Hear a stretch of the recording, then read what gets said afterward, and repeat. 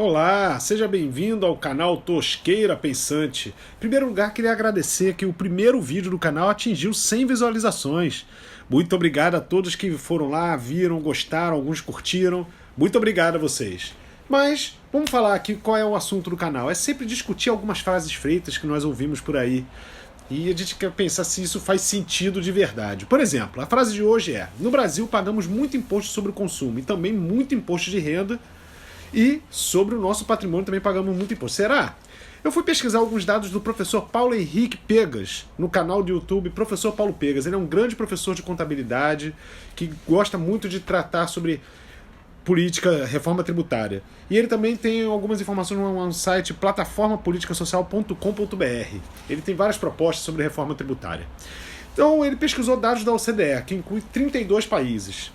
E a gente olhou lá em 2015 que a carga tributária da Dinamarca é de 46%, França, Suécia acima de 40%, Noruega próximo, Brasil 30%, Canadá também 30%, pouco acima de 30%, e os Estados Unidos com 26%. No primeiro vídeo a gente falou sobre Argentina, Uruguai e México, mas eles não fazem parte da OCDE, não possuem esse dado lá. E aí vamos olhar aqui sobre carga tributária sobre o consumo, ou seja, aquela carga tributária que incide sobre gás, luz, gasolina, etanol, aquilo que a gente compra de consumo.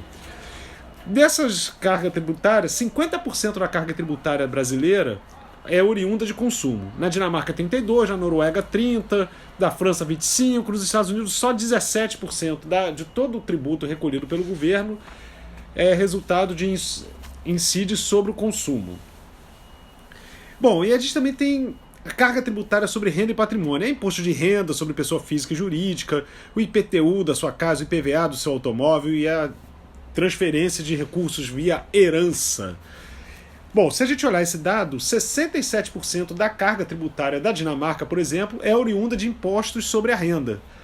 38% na Suécia e no Brasil só 24% do tributo é oriundo da renda.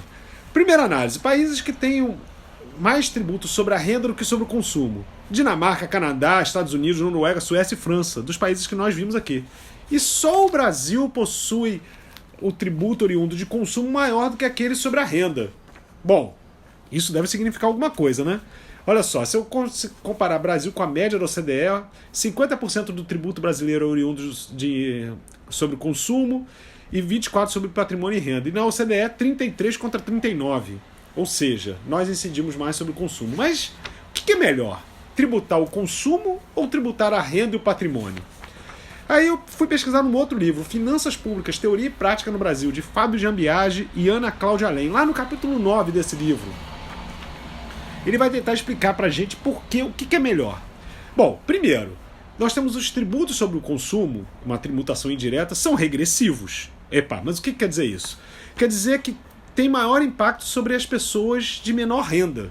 Mas como isso? O imposto regressivo, então, é um imposto que tem mais impacto sobre quem tem menor renda? Por exemplo, o imposto sobre a luz. Todo mundo consome luz, a alíquota é igual para todo mundo e a conta de luz tem maior peso para quem ganha menos, para quem tem uma renda menor.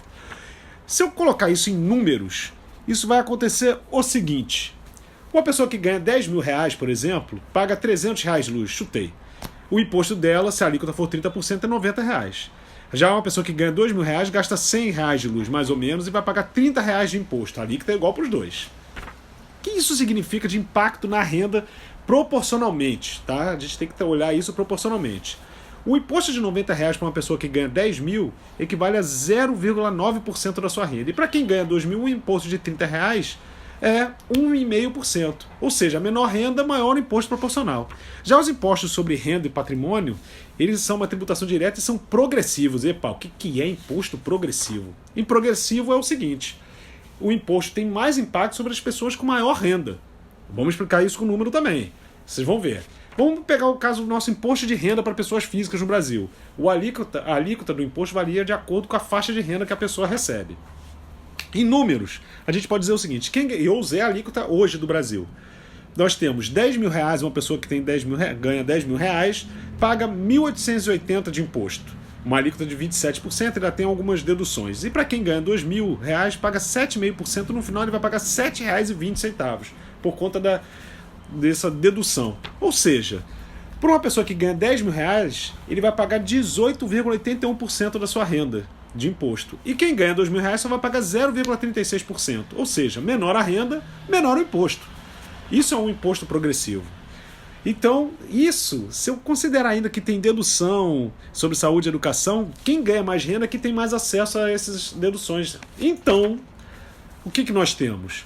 A afirmação e a análise é: no Brasil pagamos muito imposto sobre consumo e também muito imposto sobre renda e patrimônio. Só que na verdade, quando você olha esses dados que eu apresentei aqui, na verdade a gente paga muito imposto sobre consumo, mas a gente paga pouco imposto sobre renda e patrimônio. Pois é. A gente paga muito imposto sobre consumo e pouco sobre renda e patrimônio. Eu pago mais imposto sobre um imposto regressivo do que um imposto progressivo. Bom, que conclusão que a gente pode chegar aí, né? Tive uma ideia. Olha só. Se eu baixar o imposto sobre consumo para todo mundo, já que a alíquota é igual para todos, então eu vou baixar o imposto. Para eu fazer isso, o que eu preciso?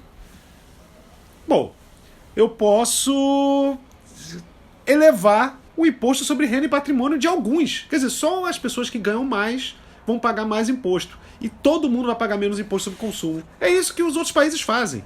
Pensem nisso. Todos os outros países europeus, os grandes, pensam assim. Gente, chegamos ao final. Muito obrigado a todos. E só relembrando, né?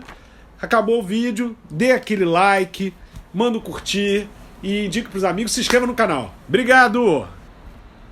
Só reforçando o final, é por isso que os europeus, os americanos, investem mais no imposto progressivo, porque ele é mais justo socialmente. Mais ricos pagam mais imposto. Valeu, galera!